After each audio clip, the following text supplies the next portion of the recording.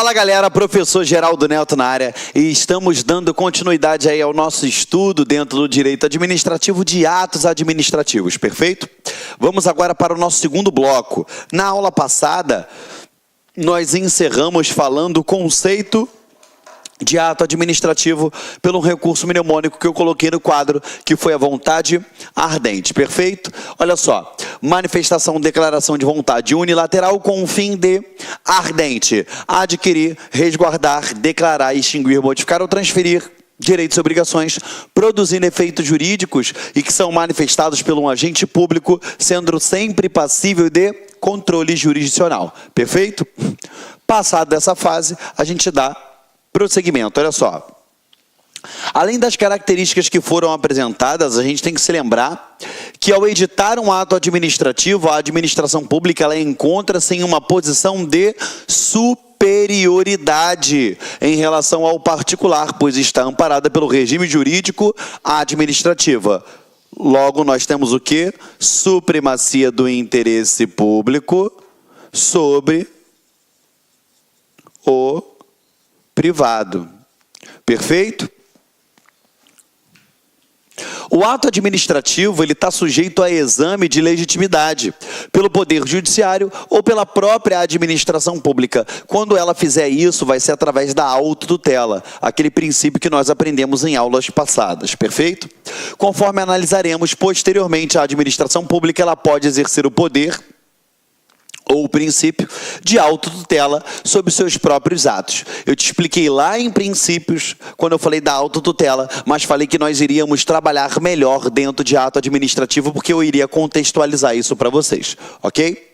No mesmo sentido, constatado que um ato administrativo ele foi editado em desconformidade com o ordenamento jurídico vigente, o Poder Judiciário está autorizado a analisá-lo, procedendo à respectiva anulação, se for o caso. Então, o que eu quero que você preste bem atenção, meus amores? Olha só. A gente ainda não está estudando o tópico controle dos atos, tá? Mas entenda, ó. Controle desse ato. Controle. Esse ato, esse controle ele pode ser feito pela própria administração,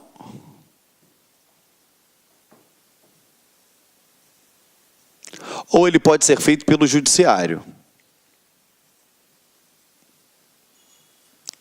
Tá? A administração, ela faz o controle tanto de mérito quanto o controle de legalidade. Tá bom? O controle de mérito é quando eu estiver o quê? Em um ato discricionário, perfeito? E o controle de legalidade é quando eu tiver um vício. Até aí tudo bem. O judiciário, ele só pode fazer o controle de legalidade. Por quê? O controle de legalidade, ele pode ser tanto interno, quanto pode ser o quê? Feito pelo judiciário, externo, beleza? Ele pode ser externo.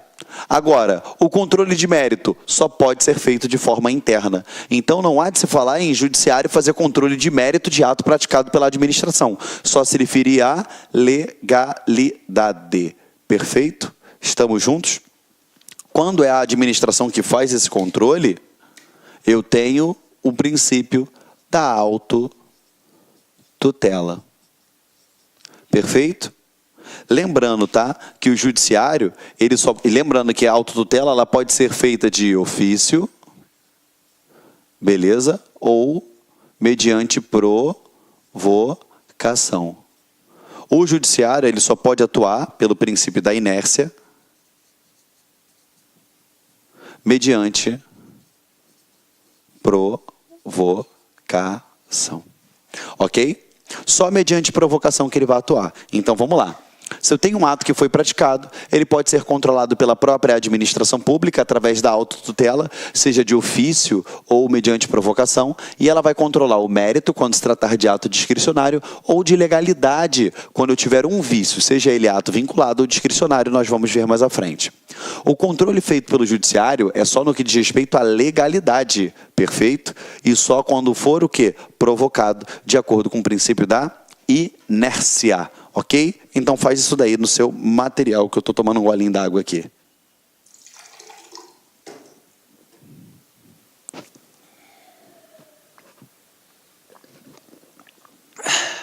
Beleza? Tranquilo? Vamos lá, vou apagar.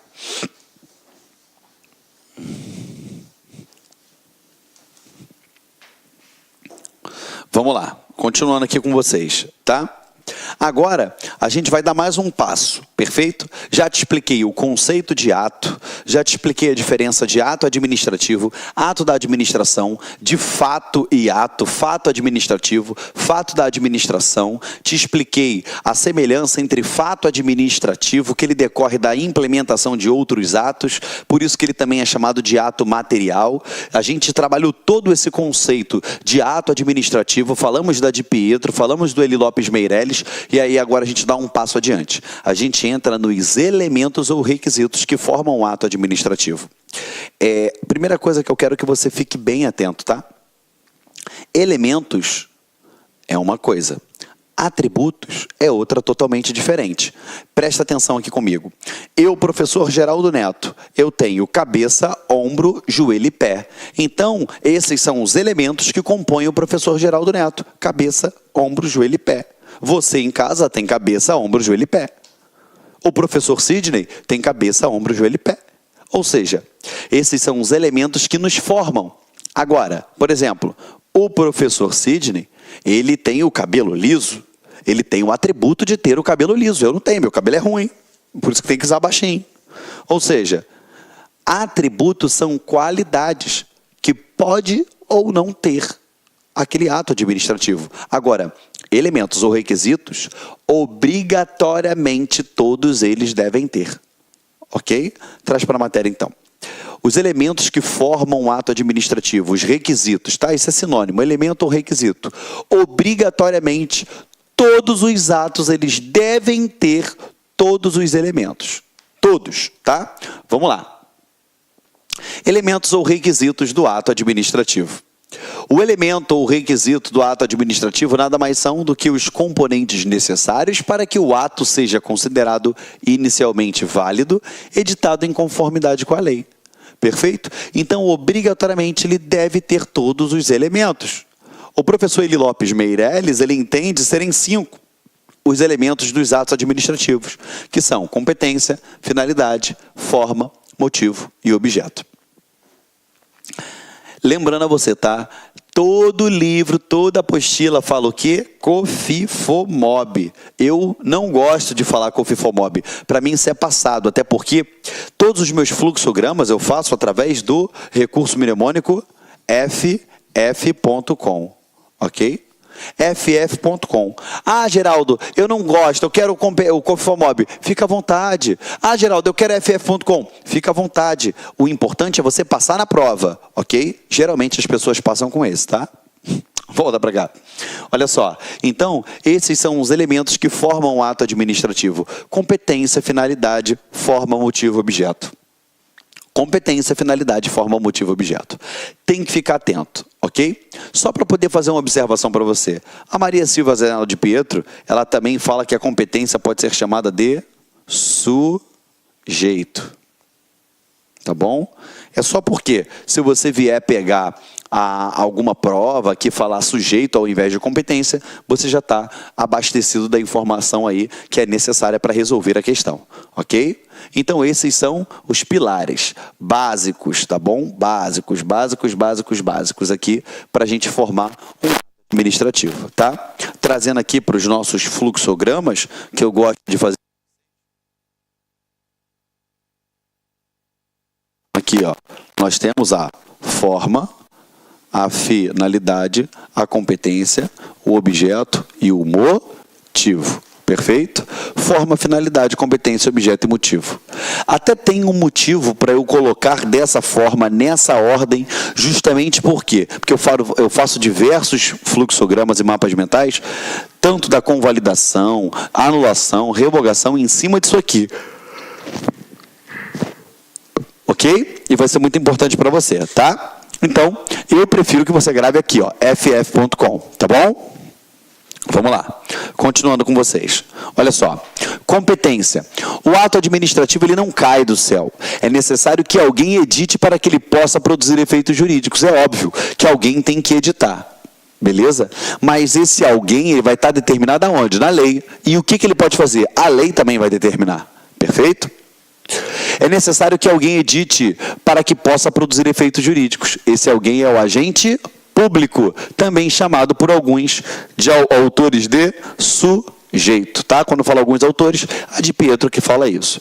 Então, quem é esse agente competente? É o agente público, que recebe essa competência expressamente do texto constitucional, através de lei, que é a regra geral, ou ainda, segundo o professor José dos Santos Carvalho Filho, que é o nosso querido e amado mestre Carvalhinho, através de normas administrativas. Perfeito? Neste último caso, o ilustre professor ele informa que, em relação aos órgãos de menor hierarquia, pode a competência derivar de normas expressas de atos administrativos organizacionais, que nesses casos, tais atos serão editados por órgão cuja competência decorre de lei. O que é isso? Eu tenho uma hierarquia, né? Eu tenho uma competência distribuída entre órgãos. Um órgão inferior ao outro, que você sabe que eu tenho a estrutura hierárquica do órgão, que a gente sabe, né, que é o IAS, que são os órgãos independentes, autônomos, superiores e subalternos. Ele pode derivar da competência do órgão superior. Perfeito? É o que ele está falando aqui. Vamos lá. Em outras palavras, a competência primária do órgão provém da lei e a competência dos segmentos internos dele, de natureza secundária, podem receber definição através de atos organizacionais. Como assim, tio Geraldo? Vamos lá. Eu tenho aqui, vamos dar um exemplo. Eu tenho aqui Ministério da Saúde. Ministério da Saúde, show de bola. O Ministério da Saúde ele é enorme, tá bom? Ele tem as competências dele derivadas por lei, mas aqui dentro eu tenho coordenadorias, secretarias, eu tenho diversos órgãos aqui dentro. Perfeito? Então você já percebeu que quem atribui a competência a esse órgão, ao agente que aqui comanda, é a lei, é a Constituição Federal. Mas aqui dentro eu tenho uma distribuição interna de competências. Perfeito? Que são aquelas derivadas de normas administrativas, de acordo com o Carvalhinho. José dos Santos Carvalho Filho, tá? É isso que ele quis dizer aí, tá bom? Vem. Sobre a competência, além de saber que se trata de um requisito sempre vinculado, eu quero que você tenha atenção aqui, ó, requisito sempre vinculado, sempre vinculado, sempre vinculado. O ato é importante entender ainda quais são as principais características enumeradas pela doutrina. Perfeito? Aí a gente vai... Olá, meus amigos, minhas amigas. Sou o professor Luiz Antônio de Carvalho. Estou aqui para fazer um convite muito especial para você que está se preparando para o concurso da PM Alagoas 2018. Edital publicado, edital na praça, são 500 vagas disponíveis para o cargo de soldado combatente. E, claro, nós aqui da La Concursos, nós estamos oferecendo um curso completaço, ponto a ponto do edital, podem ter certeza disso, claro, não precisa nem dizer, mas eu gosto de reafirmar, super atualizado. Gente, a melhor proposta pedagógica, o melhor custo-benefício, com o professor que você acabou de assistir essa videoaula, com o nosso professor que você acabou de assistir a videoaula, o melhor custo-benefício por apenas 10 parcelas de R$ 35. Você poderá assistir quantas vezes quiser e na hora que desejar. Bacana, meus amigos? Convido vocês a conhecer o nosso curso, você não vai se arrepender. Professor, eu quero ficar sabendo de informações do concurso, né? Nós aqui da Lá Concursos, inclusive nós estamos preparando uma bateria de aulões ao vivo, né? O nosso canal no YouTube é um canal muito poderoso, um canal aí que nós temos bastante inscritos e claro que a gente vai atender de uma forma bastante atenciosa o concurso da PM. Então, convido vocês a enviarem um e-mail para 659-971-9373, que nós vamos fazer uma lista de transmissão exclusiva para a PM de Alagoas. Basta enviar um WhatsApp, né, com a PM Alagoas, né, PM ALA, que nós vamos estar encaminhando informações, dicas, exercícios, avisos, né? Vamos colocar toda a nossa equipe de marketing da LAC Concursos aí à disposição de você que vai estar estudando da PM Alagoas. Bacana, meus amigos? Espero vocês aqui na LAC. Clique LAC.